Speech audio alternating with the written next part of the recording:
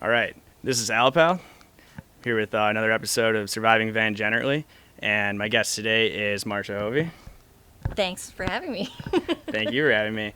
Marsha, the first thing I got to do here is you got me my job at Windell's, basically got me my job at Brighton, so as a promise to you and my boss, Jared Winkler at Brighton, I promised that I would get you a case of beer, so we can go ahead, and actually, if you want to crack into that right now. Cheers. Cheers. So, tell me more about the rig here. So what we got here is a 2015 Nissan NV200S. It's only the second or third model year of it in the US, and there's obviously a van revolution going on in the States. The rest of the world has known about small cargo vans for like a really long time, and we just found out about them. I've really been doing my research to try and make it as livable as possible, and I also would love it to be a piece in my portfolio or something that I can use to market myself. I think that there's a lot more work that has been done to this than what actually shows. We have the fantastic fan vent. So Jasper actually helped me cut a hole in the roof of the van. Did you just go rogue with the jigsaw, or? It was fucked. We bought a brand new van and immediately cut a hole in it, like the most irresponsible thing I've ever done. I did a lot of research about the insulation. This foil is called Ultra Touch, and it is denim insulation on one side and foil on the other. So that's more healthy to be breathing. Tell me about the electrical system you got going on. So I have a 55 amp hour deep cycle battery, and the battery runs the fan, it runs my lighting system, and I have an inverter hooked up to that. And my battery is now hooked up to the van battery, and I have a circuit between the two of them. So when I close that circuit, and I'm driving, I'm charging my deep cycle battery. Probably like 15 hours of work and figuring it out. I also didn't know anything about like actually wiring and like butt connectors and like ring terminals and like so. That's like one thing that I love about doing stuff like this is that you learn so much. It's been really rewarding to like try and build all this shit by myself and like get super frustrated and fuck up and have to do things over and over. I mean, it only takes about 5 minutes to go on to Goal Zero's website and check out their solar powered generators. Those guys, man, they're working pretty good for me. So what do you want? What else is going to go in here? Big dreams. Big dreams minivan. Big dreams minivan. That's a good one. I want to build out a cabinet on this wall. The bed will be kind of like a futon slide out style, like RV style. And then I'm not gonna build a full kitchen, more like camping style. So a little kitchen unit. And then I want to get the rack and the awning and like, you know, all the bells and whistles. I'm trying to just focus on the things that are necessary and then get all the stuff that's like bougie, extra glamping stuff later. Glamping. Anyways, Marsha, a couple questions for you. How long were you working at Windell's as the camp director before?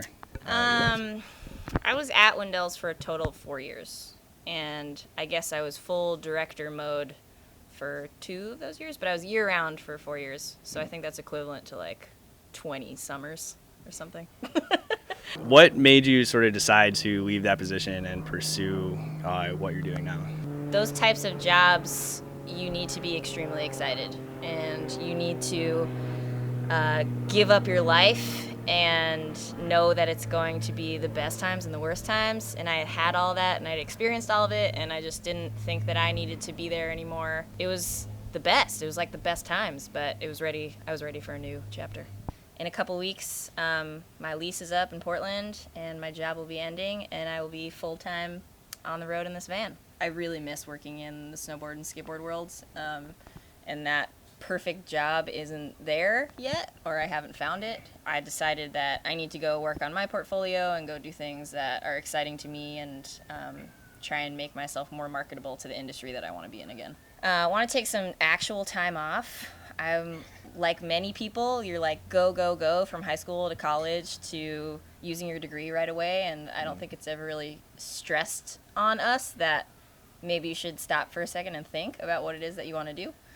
Design is really cool, but a lot of graphic design is not fun. A lot of it is really tedious, and That's a really amazing thing about working for the camps is that I did so much. I was doing advertising and marketing and events and customer service and sales. I had hands in a lot of different things, and then I went to a job where I was really just focusing on one thing, and it wasn't making me as happy. I guess I'd much rather make way less money, but still be able to pursue, like, you know, graphic design and things like that, and stuff that I'm passionate about, but Stuff not, like this, that's fun. Yeah, exactly, but not just have this mind-numbing, like, you have to go to an office every single day. Right. And I think it is really important to do lots of different things to find out what it is that you don't want to do. I thought that leaving working in the snowboard and skate industry would give me more time to enjoy that industry in my personal life, and that's true, but I also really miss working on things that I'm passionate about.